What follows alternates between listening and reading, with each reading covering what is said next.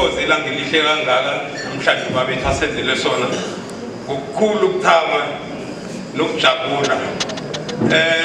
Kungokuthoma sisitshaba samaNdebele ukuthi sibe nendlovukazi phakathi kwethu. Kuligugu kithi kade sihlaga singanamma, namhlanje iNgwenyama silethele uma wesitshaba ngaphansi kwethu. Thina-ke njengesitshaba seNgwenyama, thina-ke njengeNdzundza Top 5 sibe ntwana beNgwenyama uNdzundza sithi bayede Ngwenyama. Kuyinjabulo enkulu, kulithabo elikhulu kithi namhlanje ukuthi namhlanje amaNdebele ahlangene sigamba ngezwi linye lokugidinga umnyanya wokubuyisana. Ukubuyisana sisho ubumbano lamaNdebele, sisho ukuthi amaNdebele kuhle uma kunje sigidinga iminyanya sonke ngokubambisana ngaphansi kweNgwenyama amaNdebele wonke. Bayede Ngwenyama. Umbeke wethu-ke njengeNdzundza King Dzundza Top 5 omncane, nazi-ke iKing Dzundza Top 5 sikhuluma ngani. Lokho asibuyele emuva sithi asibuye emasisweni, kube ntwana beNgwenyama ababelitha iNgwenyama uNdzundza, bentwana abahlanu kungabo sithi iNdzundza Top 5 Royal Legacy.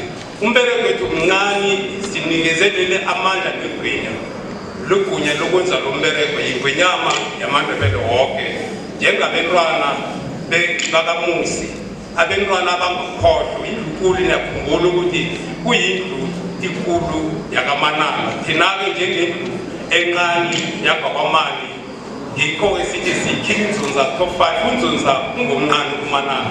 Kungakho thina-ke sithi sikini njengabantwana beNgwenyama, isitshaba sikababa siyatshabalala ukuthi ubumbano malube khona ngaphansi kwamaNdebele. Into esalele ngayo ngemva ngiyo ibumbano ukuthi sikhona ukulwela inarha amaNdebele sifane nezinye izizwe ezinye ezithuthukile. amaNdebele phela ahlale ukudosana ngamathenabu, badosana ngamabhurugu, babhalelwa ukubanga into eqakathekile ukuthi bayibange.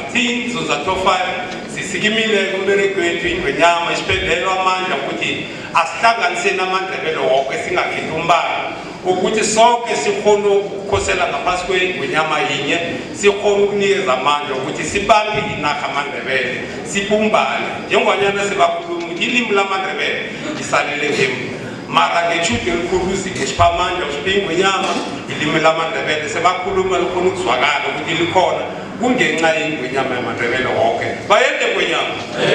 Umbeke kwethu-ke ningasirarekela, abaningi basinina, angazi ukuthi ukanini umuntu akahlanganisa abentwana siphathalele sithi maNdebele sikimani bomma ibambeni ngebukhalini njenganyana usisho ukuthi abolimi benu abasali bayisara kabokani anembethejeni yakarisa ungakalisa labo uqale labo baba nizwakali.